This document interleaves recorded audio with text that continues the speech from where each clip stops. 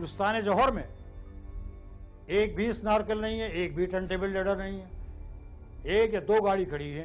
बिल्डिंगें बना रहे हैं आप ऐसी के 20-20 मंजिला, 30 नंबर। वो बन रहा है टावर, जो सबसे हाईएस्ट टावर सुन रहे हैं जिसका नाम हो, क्या उसके लिए स्नॉर्कल का बंदोबस्त हो गया है? क्या उसके लिए टर्न टेबल लेडर का बंदोबस्त हो गया है?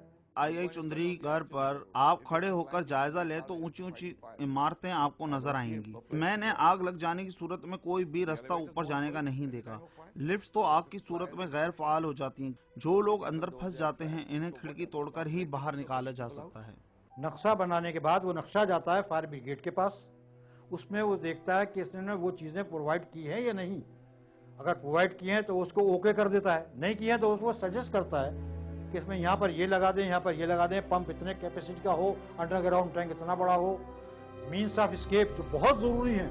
हर घर वाले को एक एस्केप प्लान होना चाहिए कि इन केस ऑफ इमरजेंसी उसको हंगामी हालत में अगर उसका नॉर्मल एग्जिट जो है वो अगर ब्लॉक हो जाता है due to fire and smoke, तो उसके लिए दूसरा हंगामी रास्ता ये एक होना चाहिए जिससे कि वो और मेंबर जो हैं वो तमाम सेफली एक जगह पे अपने आप को बचा सकें। आग से बचाव के लिए जो आलात किसी भी बिल्डिंग में लगाए जाते हैं, स्मोक डिटेक्टर्स, धुएं का पता बताने वाले आले, और फायर एक्सटिंग्विशर, आग बुझाने वाले इब्तिदाई आलात, और आग बुझाने के लिए होज रील जो एक पतली नल की चरखी की सूरत में बिल्डिंगों में लगी हुई होती है, क्या वो होज रील मौजूद है या नहीं। कोई मल्टी स्टोरेड बिल्डिंग है तो हाइड्रेंट सिस्टम उस बिल्डिंग में मौजूद है या नहीं। ये तमाम चीज़ों को इंश्योर करने के बाद उस प्रेमिसेस को ख़रीदना चाहिए।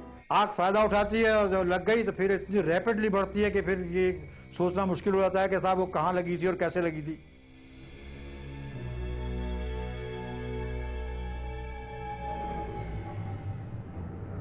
उस इंडस्ट्री के अंदर जिसमें करोड़ों रुपए की मशीनरी है, अरबों रुपए का कारोबार चल रहा है, वहाँ फायर प्रिवेंशन के सिस्टम्स क्यों नहीं है? Why not?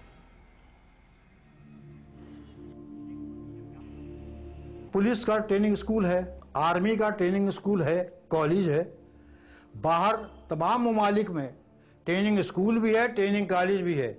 और मैं जब अमेरिका में गया था तो Maryland fire and rescue university, वो यूनिवर्सिटी के लेवल पे पढ़ रहे हैं, हम ट्रेनिंग स्कूल पे भी नहीं हैं, तो क्या हाल होगा?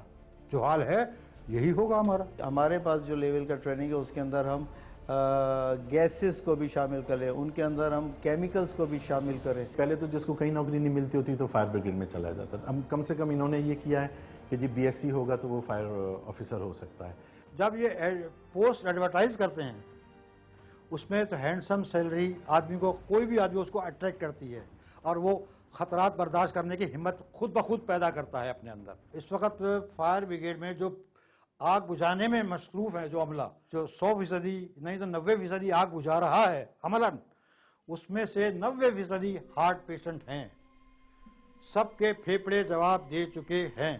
आज भी बहुत अच्छी मराहत हमारी मौजूद है। मेडिकल फैसिलिटीज़ पूरी कराची में हमें बड़े बड़े हॉस्पिटल्स की रसाई हासिल है। अच्छे अस्पतालों में हमारे कॉन्ट्रैक्ट हैं। हमारी ज़ाती हॉस्पिटल है, यहाँ पर 24 आवर चलती है। शादी के बाद हम लोग मेरे ख्याल में कम ही घूमने गए, क्योंकि ये तो आपको पता है इमरजेंसी ड्यूटी है 24 घंटे, और ड्यूटी भी ऐसी ही थी। तो वह खाना खा रहे हैं, बैठे हुए, फाइट ला गई, चले गए। कभी तो जल्दी आ जाते थे, कभी पूरा दिन भी लग जाता था, कभी 24 घंटे भी, कभी कराची से बाहर भी। तो शुरू में तो अजीब सा लगता था, तो बस फिर आदत हो गई। इनकी फर्शनासी देखें कि अपने घर के काम जो है कहते थे ड्यूटी ऑफ होगी तो जाऊंगा। फायर फाइटर एक्चुअली उसकी तो जान और माल सब कुछ आप खरीद लेते हैं, और तनख्वाह क्या देते हैं? थोड़े चंद हजार रुपए। रात को घंटी बजी वो सो रहा है, अब हड़बड़ा के उठेगा, घंटी के ऊपर उसके कान, आंख, नाक, पैर, कदम सब घंटी पे लगे हुए हैं। फायर ब्रिगेड, न सिर्फ फायर ब्रिगेड बल्कि केपीटी के हर मुलाजिम की तनख्वाहें कई इदारों से अच्छी। 2 कमरे का मकान है, किसी का 3 कमरे का मकान है, किसी का 4 कमरे का, किसी का डी टाइप, किसी का सी टाइप है। तो तमाम ऑफिसर्स जितने भी हैं, छोटे से लेकर बड़े तक, सबके लिए अकोमोडेशन अवेलेबल। अब तो मुझे पेंशन मिलती है 5,000 रुपये। 5,000 का मैं दवा ले आता हूँ, खाऊंगा क्या? किराए के मकान में रहता हूँ।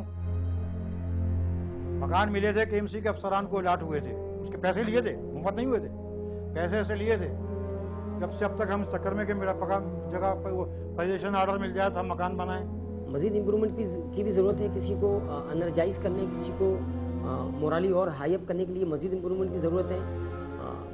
बहरहाल दीगर और महकमों की निस्बत से तनख्वाह और टाइम प्लस दीगर जो बेनिफिट्स हैं रिहाइश के, पानी बिजली के, वो दे रहे हैं। मज़ीद इम्प्रूवमेंट की भी ज़रूरत है, जिससे जितनी ज़्यादा आप बढ़ाना चाहे और गवर्नमेंट बढ़ाए तो यकीनन इसमें बेहतरी होगी। संडे को नौकरी करेंगे लोग, ड्यूटी पे आते हैं, they must be paid. Heart का मैं पेशेंट हूँ, दवा है 5,000 रुपये महीना की दवा आती है मेरी प्राइवेट।